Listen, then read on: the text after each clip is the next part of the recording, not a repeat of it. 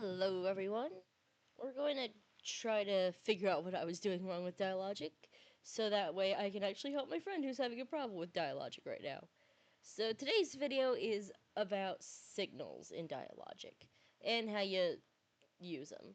So first off, we're going to go to the main root node of the scene that you're going to be starting the Dialogic dialogue in, and we're going to put this in, a little script. We're going to press create, get a little script, and now we have all of this.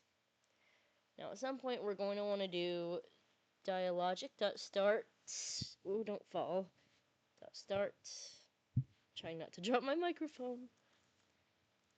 Test. We're going to have test be the name of our dialogic timeline. And hopefully this actually records properly. I'm going to name this test and save. So we're going to add in a little text just to do some testing so that way it works for sure. Add in our little signal, boopity boop, and do test signal. Actually, signal secret phrase. Nah, let's just do secret. Because it's like a secret code word, you know? Oh, I did something wrong. Oh, it has to be capitalized. Sorry about that. Okay, so anyways, we have to put some things under the ready feature, and we're going to put it above the dialogic.start so it starts before the timeline does. And we're going to put some things in their own little function. So let me pause while I get that script grabbed from the what's it called? The documentation. Okay, welcome back. We have this, but we need to change the argument into whatever we want our signal to be. So in this case, it's secret. So we're going to do secret.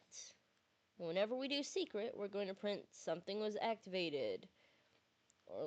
And that'll be pretty good. But basically, the first thing here is in the ready function, we have dialogic.signal connect on signals on dialogic signal. Basically, what this does is whatever you put into here connects to that in such a way that this connects to dialogic and tells it, hey, connect this function to dialogic signal connect.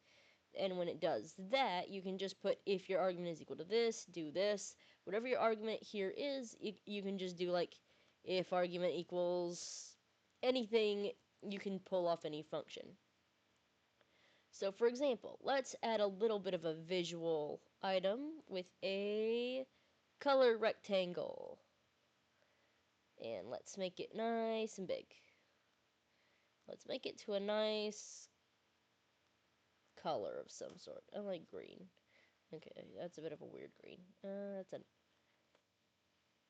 I really like that shade of green. That's a good green. Okay, so we're gonna make, on that signal happening, this becomes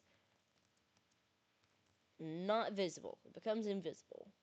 Okay, is it double equals? I think it doesn't matter that much. It might matter. We'll see if we get an error message. And now we're going to do this after this. And then we're going to add a little more text just to test it again. It should be green now. Well, actually, it should not be green now. Okay.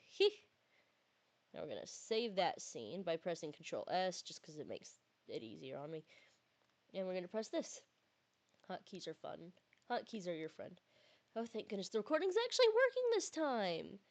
Whoo boy, this has been giving me trouble. So we got test. It's invisible. It's working now. So it's finally working. That's how you use signals in Dialogic.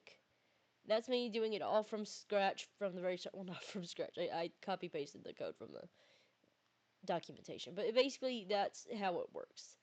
If it's not working, something might be wrong along the lines of maybe you have this in the wrong order. Oh, actually, that ended up not mattering. Okay. Or maybe you put the code in wrong. I don't know. But, as long as you're opening inside the same scene, it should be fine. I really don't know what was going on with my previous attempt to get this right. I truly don't. Maybe I downloaded Dialogic wrong into that game. I don't know. I'll have to check that out later, because that's a pretty big project, and I gotta make sure it's working right. But that's basically how Dialogic works. Now, I am going to test real quick to see if this ends up being relevant, whether it has dialogue before and after matters or not. Let's see real quick if that matters, because that could be the issue that me and my friend are having. But I don't think it is. If it turns invisible immediately, then no, that's not necessary either. It should work no matter what then. Hopefully that will be helpful, and sorry if this is a really vague and quickly going by video, but I'm trying to help my friend real fast, and I've recorded this like 20 times, and I had to reset my microphone recording thing because it just wasn't working right. This is less of a formal tutorial and more of me trying to help my friend to make sure it actually works. So, to my friend, if this is working, like if you copy this and it's still not working, we might have to try reinstalling Dialogic. I'm not sure. We'll find out. Tell me if this is helpful as after I send this. Love ya!